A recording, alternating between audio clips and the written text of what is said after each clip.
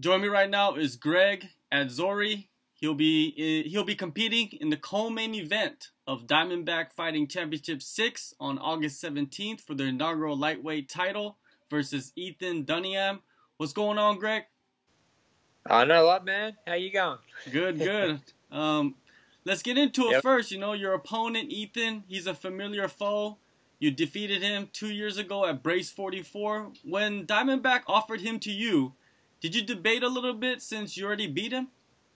No, not really. I've been watching him. Pretty much after that fight, I actually went up to a few of the refs that I know, and I said he's gonna be good. Give him a year or two when he sort of gets a bit more experience. He's gonna be really good, and I stand by my word. Like I've been watching him and a few guys in the local scene, and he's improved heaps. So man, I'm happy. Especially I love going down to Adelaide. Adelaide's awesome. So for Diamondback to have me on their show, not only for a title, but then to fight Ethan, I'm more than happy to do that.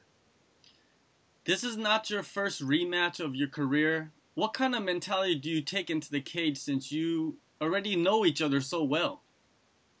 Man, obviously the confidence is pretty high when you've had that win. But in saying that, look, everyone gets better. I've been watching him. He's been getting better. He's changed gyms, I believe. So that can be good or bad with people, but I believe that the age he is and how young he is into it, I think he's going to be way better than what he was the last fight. That's for sure.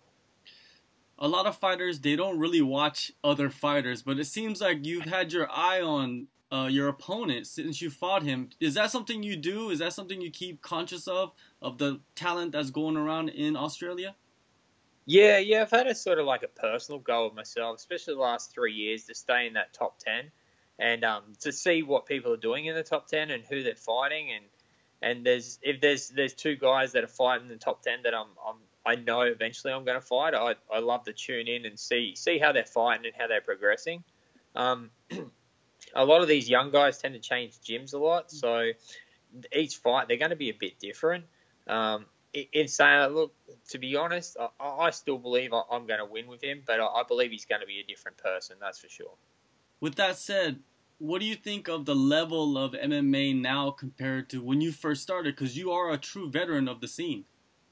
Yeah, man. Like, I think 2009 was my first fight, and back then it was like you ring from a promoter, I'll give you a few $100, you want to just fight? And I'm like, oh, yeah, a weekend away down in New South Wales or Melbourne, wherever. I'm like, yeah, for sure, let's do it.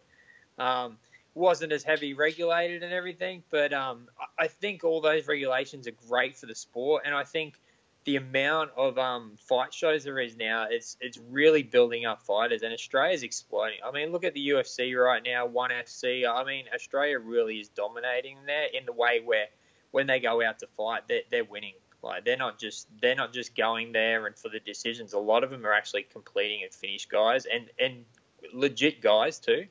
So I think the whole MMA scene in Australia, Australasian is huge right now, and there's just so many good, talented guys that probably aren't even getting a look in.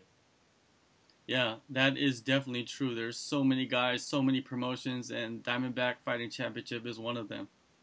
Yeah, man. Like I said, I've been watching their show from the beginning as well, and man, the productivity they look and how crisp it looks like. Obviously, I haven't been on their show, but it looks like a great event to be at, man. I can't wait.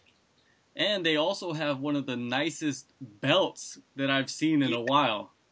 Did you just see the photo they just put up of the new belt, man? Like it looks nice. Yeah, I'm excited to get that. That's for sure.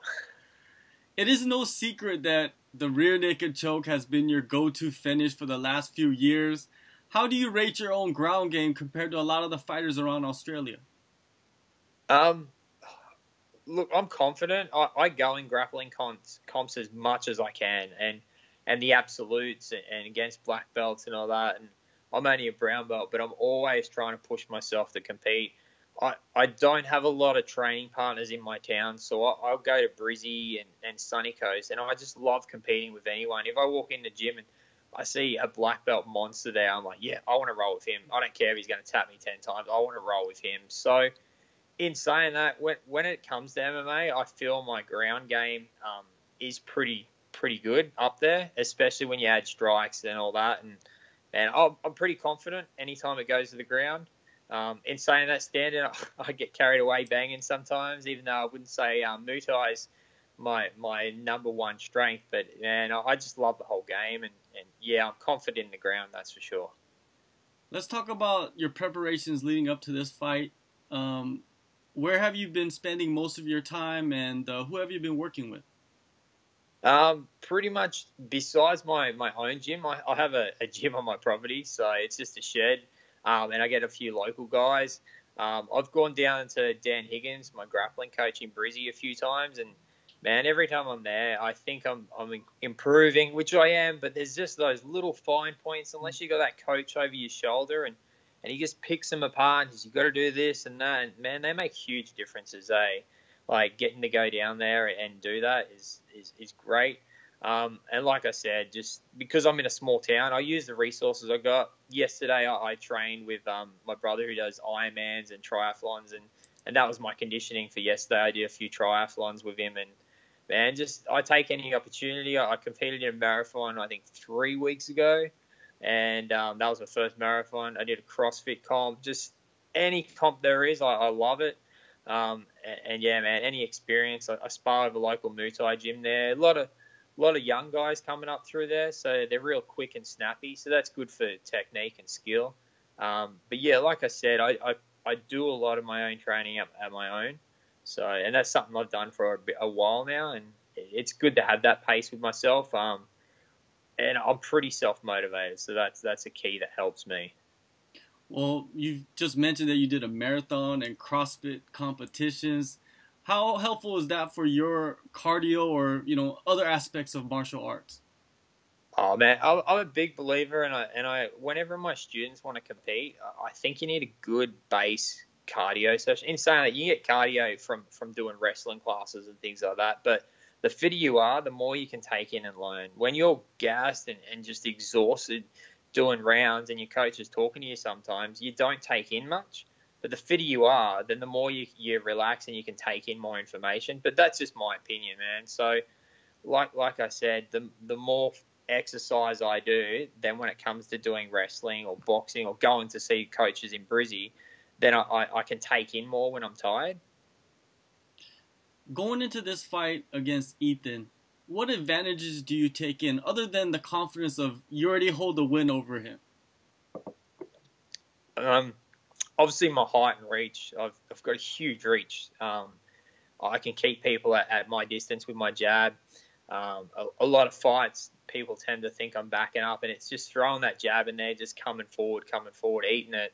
And then when I know they're tired, that's when I go in, tend to put them to the cage, grind them down. That sort of dirtiness, and then just once I know, I can feel it in them when I'm grappling in the cage. I can feel them just sort of take that breath like as in it's exhausting. That's when I get those takedowns and sink in those chokes and things.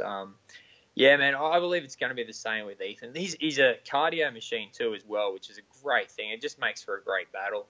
But yeah, my reach is going to be huge. That's going to be the deciding factor in the beginning for sure. You've held many titles and you've had many huge wins throughout your career. How big would it be for you to get this lightweight title or get this lightweight belt wrapped around your waist? Oh man, to get another title is awesome. Especially say go back 4 fights ago, I had the Eternal belt and I lost it. The first thing people say is, "Oh, you're getting old. You're going to retire," and all that. And it seems like every time I have a loss, people say those words, and man, I just love to prove people wrong, get back in there, get a fair few wins back on my belt, and then rise up and to get this opportunity, man, like it means a lot, especially to me, knowing that just sometimes when you hear that a lot, you're like, am I too old? Am I getting there? I've been around a while. I'm like, no, I'm still there. I'm still doing good. So yeah, for me, it means a lot to get that belt. That's for sure. So you're mostly focused on kind of proving people wrong and showing them, hey, age ain't nothing but a number. Exactly. The older you are, the more patient you get, man. Like, a lot of these young kids that just want the win, want the UFC, want everything so quick. And man, sometimes it just takes time. It takes time. You gotta grind it out. And just when the opportunities come up like this, just jump on them. All right, August 17th, Diamondback Fighting Championship 6 co-main event. The inaugural lightweight championship is on the line. Greg, thank you for your time, and good luck on the fight, man. No problem. Thanks, John.